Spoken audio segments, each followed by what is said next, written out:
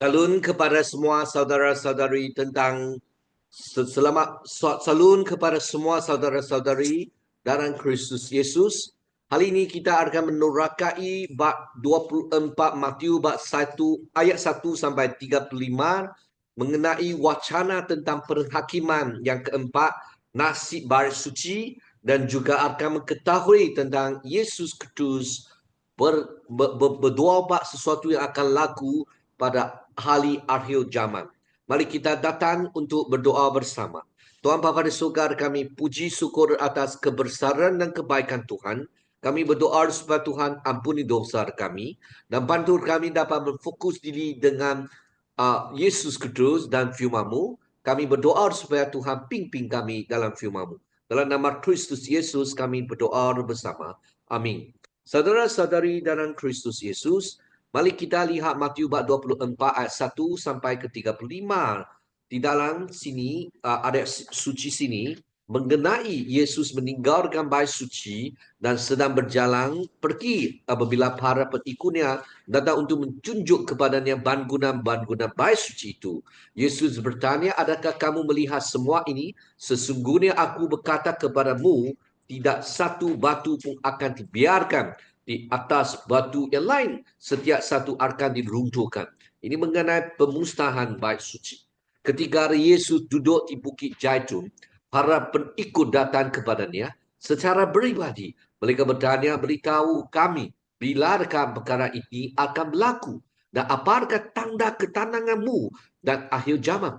Yesus menjawab dengan memberi amaran tentang penipuan, peperangan, kelaparan, gempa bumi, dan penganiayaan yang akan datang.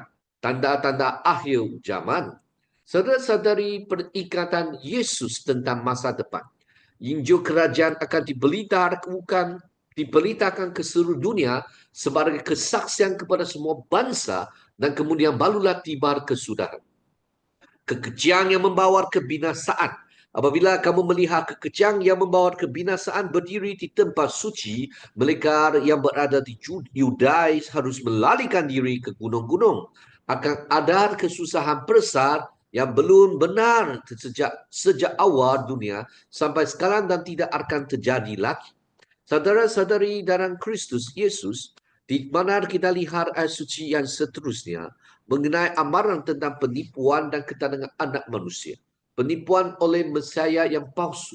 Mesias palsu dan Nabi yang palsu akan muncul dan melakukan tanda-tanda dan keajaiban yang besar untuk menipu jika mungkin bahkan orang-orang pilihan.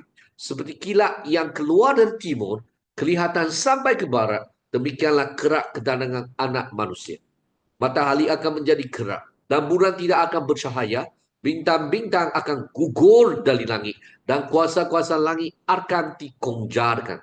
Saudara-saudari dalam Kristus Yesus, puncak konfrontasi. Warga ini melupakan puncak dari konfrontasi Yesus dengan pemimpin agama Yahudi dan kunjungannya ke bait suci. Yesus secara ekspresif melambangkan kehancuran bait suci dalam bab 24 ayat 1 sampai ke 2. Yesus menjelaskan lebih lanjut tentang nasib bait suci dan pembentukan zaman mesianik baru ketika Yesus memerintah sebagai Tuhan yang ditinggikan. Bahkan ini menimbulkan masalah serius bagi interpretasi yang meluas tentang teks sebagai lamaran akhir dunia dan perhitungan tanda-tanda zaman yang menyertainya. Beberapa sarjana mentaksirkan wacana ini sebagai deskripsi kenabian yang jelas tentang kehancuran Jerusalem dan bait suci pada tahun 70 Masihi. Franz, sarjana ini berpendapat bahawa wacana apokaliptik pada pasal 24-5 harus ditaksirkan sebagai jawapan Yesus atas dua pertanyaan yang berbeza dari bab 24 ayat 3. Pertanyaan pertama berkaitan dengan kehancuran Yerusalem sementara, yang kedua tentang tanda kedatanganmu. Wrights, M.T. Wrights mentafsirkan pertanyaan kedua bukan satu rujukan ke kedatangan kedua, tetapi pertanyaan tentang pendaupan Yesus Kristus sebagai Raja. Kapan engkau akan datang dalam kerajaanmu? Kapan zaman akan berubah? Saudara-saudari dalam Kristus Yesus, tradisi Yahudi, wacana ini menggunakan bahasa kenabian dan apokaliptik Yahudi tradisional. dengan pengaruh kuat dari tradisi Daniel. Citra yang digunakan oleh Matthew berakar pada kritik kenabian klasik dalam Yudaisme, bahasa penghakiman. Teks ini menggunakan bahasa penghakiman dan pembenaran mengikut logika kenabian tradisional. Bahagian ini bukan tentang masa depan yang jauh dan tidak diketahui, tetapi tentang membawa kisah Israel ke puncak yang ditentukan. Saudara-saudari, mereka yang berfokus pada pemecahan kor peristiwa masa depan melewatkan poin-poin kunci dari wacana apokaliptik ini. Yesus tidak hanya berduapat tentang bata belakang di sekitar kehancuran Jerusalem, tapi juga mengungkapkan kepedulian pastoral bagi para pengikutnya. Jadi kita bukan saja memahami cerita yang lebih luas dalam Injil Matius, kita menganalisis struktur dan gaya penulisan teks, mempertimbangkan latar belakang sejarah pada masa itu, dan memahami implikasi praktik bagi pengikut Yesus. Lama-lama ini mengikut dua bab tentang nasib generasi ini dan Jerusalem. Keindahan bait suci menggesarkan bahawa pengikut Yesus petani Galilea yang sederhana, namun Yesus tidak terkesan dan melamarkan kehancuran total.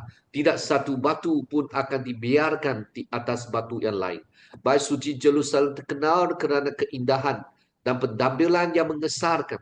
Josephus menggambarkan sebagai yang paling mengagumkan dari semua karya yang pernah kita lihat dan dengar, baik kerana struktur yang unik dan bersania maupun kerana kekayaan besar yang dianugerahkan kepadanya, serta reputasi mulia yang dimiliki kerana kesuciannya.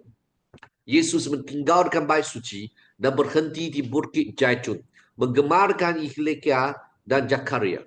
Bab 11:23 di Hilkiah dan Zakaria 14 ayat 4-5. Pertanyaan para murid mengajukan dua pertanyaan penting. Kapan hal ini akan terjadi dan apa tanda kedatanganmu dan akhir zaman? Matius mentambahkan pertanyaan kedua tentang tanda para usia atau kedatangan Yesus Kristus dalam kemuliaan, mungkin untuk mengklarifikasikan kesalahfahaman. Saudara-saudari, suasana sebelum kehancuran.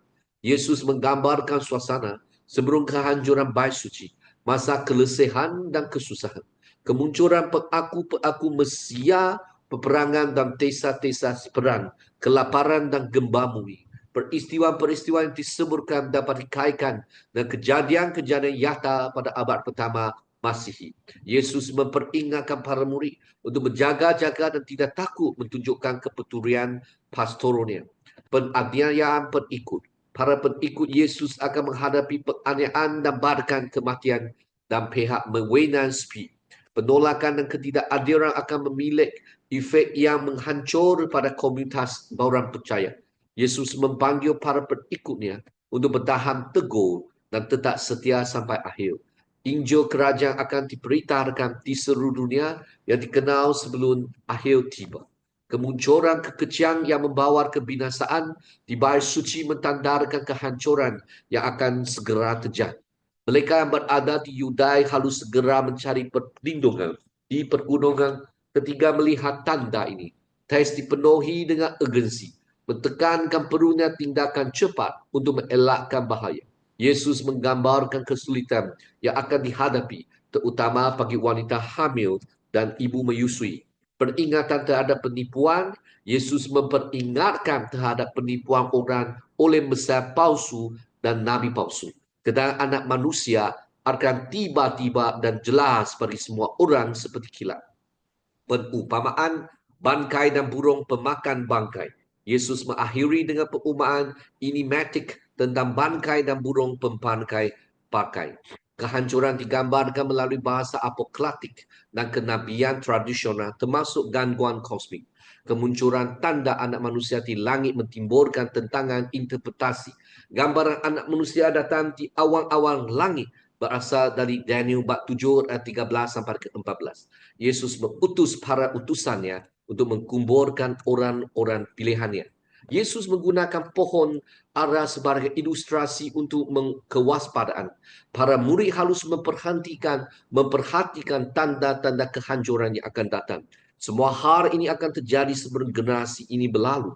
Firman Yesus tidak akan benar berlalu memiliki otoritasi ilahi.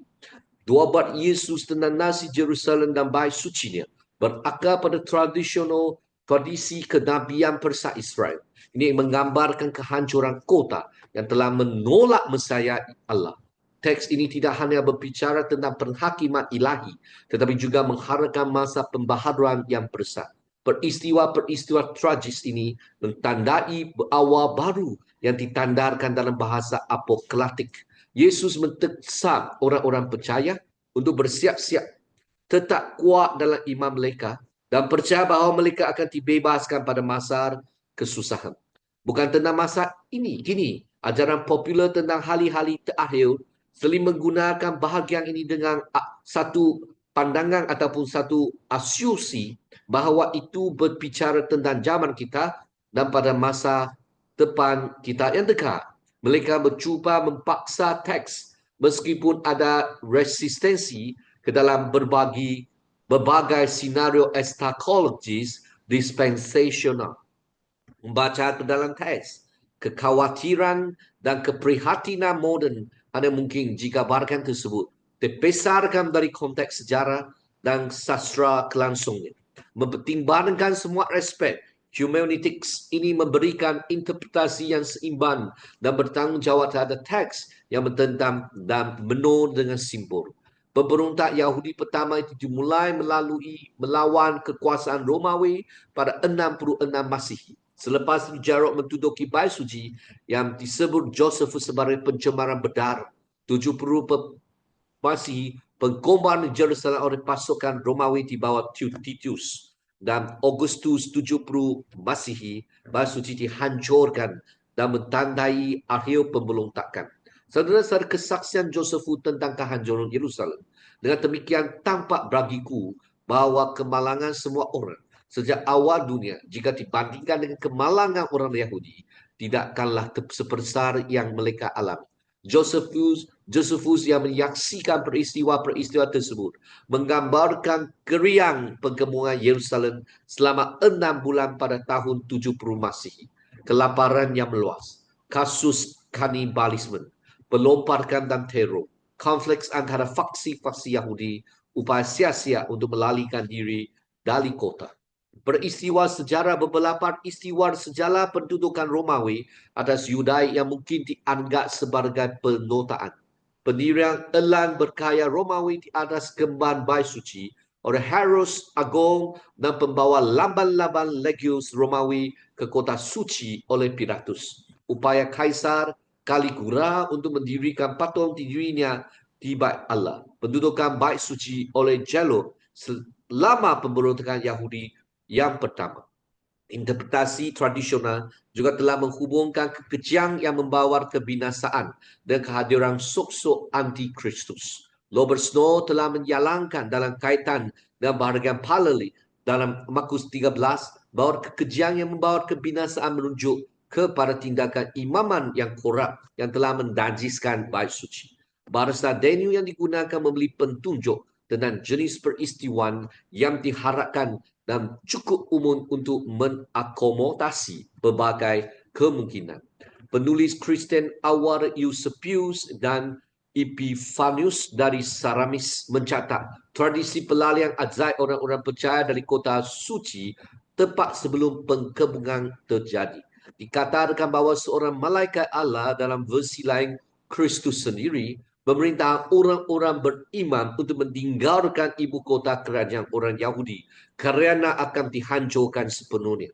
Perusi Kristen dari Jerusalem mentemukan rumah baru mereka di wilayah Decapolis sekarang barat laut Yordania. Perdebatan sejarawan tentang ini di dalam kajian moden.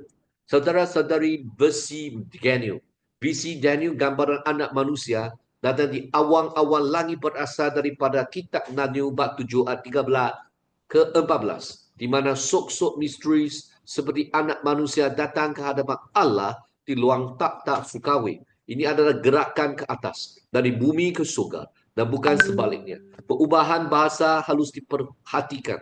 Matius menggunakan ekomenos datang di sini dan bukan pada usia.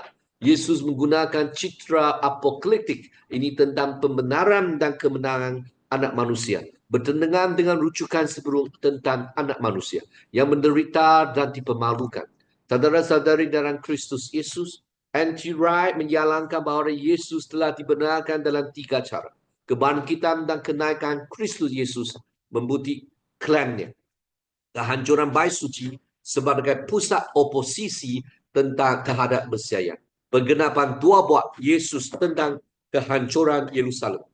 Waktu kehancuran bait suci juga akan menjadi waktu ketika akan menjadi jelas bahawa anak manusia yang ditolak oleh para pemimpin umatnya telah dibenarkan dan ditakdirkan di sebelah kanan Allah, dan bahawa dialah yang sekalian akan menjalankan kerajaan universal yang menjadi takdirnya. Itulah bagaimana pelihatan Daniel akan digenapi. Franz melangkumi makna bahagian ini dan mentekankan hubungan antara kehancuran bait suci dan pembenaran Yesus. Pertobatan Yesus sebagai Raja Universal. Penggenapan pelihatan Daniel. Saudara-saudari perkumpulan umat Allah yang baru. Ayat 31 melanjutkan dengan citra kerajaan Mesias yang dimuliakan. Setelah pertobatannya, Yesus mengutus para utusan atau malaikatnya. Para utusan mengumpulkan orang-orang pilihannya, mendefinisikan kembali Israel. Hubungan antara petinggian Yesus dan misi masa depan terlihat sepenuhnya setelah kebangkitannya. Bahagian ini harus difahami sebagai bahagian dari jawapan atas pertanyaan tentang kehancuran bait suci. Ini adalah tindakan penghakiman atas Israel yang tidak setia. Ini juga mentandai awal tantangan baru pemerintah anak manusia yang dibenarkan dan ditakdirkan yang akan mengumpulkan umat Allah yang baru. Yerusalem dan bait sucinya akan berhenti menjadi pusat misi Allah. Saudara-saudari, di mana pernyataan adalah pragmatik. Pernyataan bahawa semua hal yang akan terjadi sebelum generasi ini berlalu adalah yang paling pragmatik untuk interpretasi apapun yang melihat ayat 4 sampai ke 31 sebagai prediksi kedatangan kedua Yesus. Sejarah interpretasi telah mengusulkan beberapa solusi, termasuk Yesus dan gereja mula-mula keliru, mendefinisikan ulang generasi ini menjadi ras manusia atau ras Yahudi, melihat penggenapan berganda dari dua bab ini sepanjang sejarah, mentaksirkan ulang terjadi menjadi akan mulai terjadi. Revolusi interpretasi, konteks sejarah. Semua ketegangan dapat dengan mudah diselesaikan dengan pengakuan sederhana bahawa pertanyaan ini berkaitan dengan kehancuran bait suci pada tahun 70 Masihi. Para pengikut Yesus dan orang-orang Yahudi lainnya, generasi yang telah menolaknya, akan menyaksikan kehancuran bait suci dan pembenaran Yesus. Otoritasi firman Yesus. Pernyataan firmanku tidak akan berlalu, mentegaskan otoritasi ilahi dari perkataan-perkataan Yesus. Kehancuran bait suci di masa depan akan mengenapi dua bab Yesus. Dua bab Yesus tentang nasib Yerusalem dan bait sucinya berakar pada tradisi kenabian persa Israel, bentuk, bahasa dan isinya menunjukkan wawasan kenabian yang sejati daripada teks yang ditulis setelah kehancuran terjadi. Teks ini tidak hanya berbicara tentang perhakiman ilahi, tetapi juga mengharapkan masa pembaharuan yang besar. Peristiwa-peristiwa tragis ini mentandai awal baru yang ditandarkan dalam bahasa apokaliptik. Yesus mendesak orang-orang percaya untuk bersiap-siap, tetap kuat dalam iman mereka dan percaya bahawa mereka akan dibebaskan pada masa kesusahan. Jadi bukan tentang masa kini. Ajaran popular tentang hari-hari terakhir telah menggunakan bahagian ini dengan satu asumsi bahawa ini berbicara tentang zaman kita dan masa depan kita yang dekat.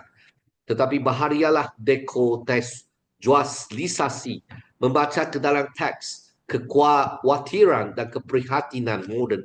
Anda mungkin jika bahagian tersebut dipisahkan dari konteks sejarah dan kesastraan langsungnya, dilepas daripada audiens aslinya dan citra kenabian dan apokaliptik tradisional diabaikan. Jadi maka perdebatan yang pendekatan yang seimbang ialah mempertimbangkan semua aspek Humanistics ini memberikan interpretasi yang seimbang dan bertanggungjawab terhadap teks yang bertantang dan penuh dengan simbol ini. Jadi kesimpulan itu memahami wacana apokaliptik Matthew, iaitu wacana apokaliptik Matthew harus difahami dalam konteks sejarahnya, utama berkaitan dengan kehancuran Jerusalem dan Bait Suci pada 70 Masihi. Penggunaan bahasa apokaliptik dan simbolik harus ditaksirkan dengan hati-hati, memahami tradisi kenabian dan keapokaliptik Yahudi. Teks ini memiliki pesan pastoral yang kuat.